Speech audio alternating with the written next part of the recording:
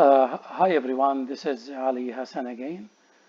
And in this part 5 of Project Management for All, we are going to talk about the project initiation phase. So in part 2, we talked about why do we initiate projects. And I'm not going to go into details here. So there are so many factors which lead to the initiation of projects. It could be new technology, competitive forces, material issues, political changes, market demands, economical changes, customer requests, stakeholder demands, legal requirements, and strategic opportunity, social need, and environmental considerations. These are actually examples of factors. It could be more, could be more factors. So the initiation phase, the project initiation phase, the definition as the initiation process group consists of those processes performed to define a new project or a new phase of an existing project by obtaining authorization to start the project or phase. So it could be a new project or it could be a phase of an existing project. And this is taken from PMBOK of the PMI. Which means it's the first step actually. The project initiation phase is the first step in a long journey. This is the most important step. Once you get it, the first step right, I'm sure the next steps and the coming steps will be right also. So great projects always or often start with great hopes and expectations, and we always must have a project plan, and we know how to execute this plan. This is always done or outlined in the initiation phase. So the initiation phase at this point where the reason for the project is identified to take advantage, say, of an occurring opportunity. What are the benefits of the initiation phase?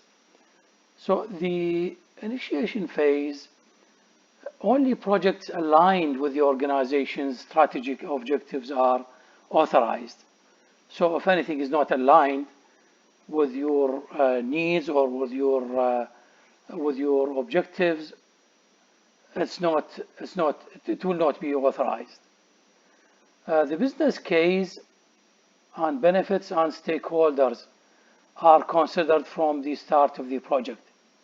So everyone will be on the same page. 3, involving all concerned parties in the initiation phase creates shared understanding of success criteria and stakeholders' satisfaction. So in the initiation phase, everyone agrees on what is going to be produced and what is the quality, what's the quantity, and when it will be produced. So nobody will come at the end and say, okay, well, this product should be, this quality. If it is not agreed in the beginning, this is a huge or big problem. So all the main factors or the main parameters of the project will be outlined and agreed upon in the beginning and the initiation phase. And next we talk about what is done in the initiation stage. And I will go into details. So these are the main items which are done in the initiation phase. And they are actually stages. So the first thing is the business case. The second one is the feasibility study. The third one, create the project charter. 4th, assemble the project team. 5, identify stakeholders. 6, set up the project office. And the last thing is to review the phase, what is done in this phase. This will show these stages or these activities or steps which are done in the project initiation phase. So the first one, the business case. The business case is used to explain the reason for starting this project. It shows you how the use of the financial and other resources in support of the business need. The business case doesn't deal with the technical matters. It just deals mainly with business concerns.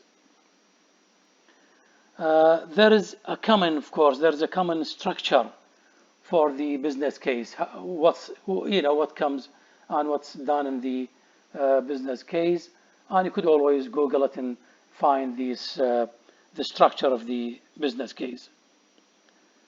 The next step is the feasibility study.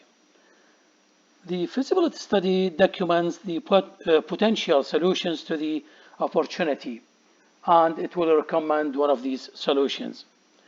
It directs you to the right way to approach the project, and it identifies any other solutions, but as we said, it recommends the best solution.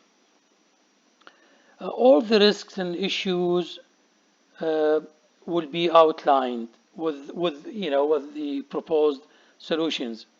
So in the initiation phase, we outline things. We do not go into too much details. Okay, the next step is the project charter. What is the project charter and what's done in the project charter? The project charter outlines the purpose for the project and how it will be structured and how it will be executed. It will state the vision and objectives and scope and deliverables of the project, the main, of course. It will show also the responsibilities for project team and stakeholders. It documents the project plan and lists all risk and issues and assumptions. What are the assumptions we use for this project? It will show also the communication process. How do we communicate between project team and with other stakeholders? So as we said, the project charter outlines these main things. Also, it doesn't go into details. The fourth step, assemble the project team. Find the people with the right skills and experience to execute the project. So in this case, the job descriptions for the people will be outlined and their objectives and responsibilities. We should also define the roles of each member and to whom he or she reports to. Making detailed organization chart, even without mentioning the names of the people. Sometimes you don't know all the project team. So just put the position and the description of the position by listing, of course, the skills and experience of that position. The next stage is the identify the stakeholders. The stakeholders, it's everyone who is concerned and will be affected by the project. So it's the project team, some other people from the organization, it's the client, of course, the customers, it could be the community which is going to be affected by the project. So these are the stakeholders. Of course, these are things will be detailed in future presentations.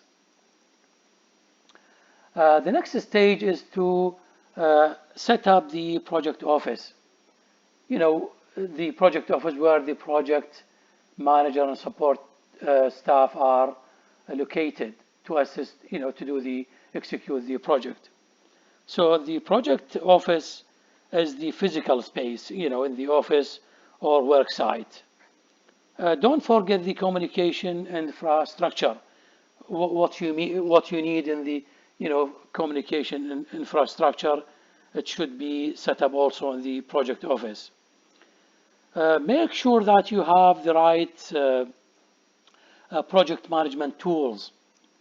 The tools, some of the tools are Gantt chart, Logic Network, PERT, the Program Evaluation Review Technique, and the PBS, Product Breakdown Structure, and WBS, Work Breakdown Structure. These are some of the tools. So make sure that you have these project management tools. The last step of the project initiation phase is the review of the what's been done during the initiation phase. So the review process, it will it will make sure that everything has been done. It will make sure that project is on track. Check the schedule. Check if the budget is adequate for this phase or maybe for the next phase. What deliverables have been produced in this phase? What risk has been identified, and if there's any control or resolutions for these risks. Check if any changes happen during this phase. So the review phase is very important step in all project phases, not only in the initiation phase. It is important in the planning and the scheduling phase. It's very important in the execution phase. It's very important in the all other phases of the project. So this is the last section of this presentation, and hopefully in the next presentation we will talk about the scope management plan. And I hope this is helpful, and also hope that we'll see you in the next presentation. Thank you, and see you again.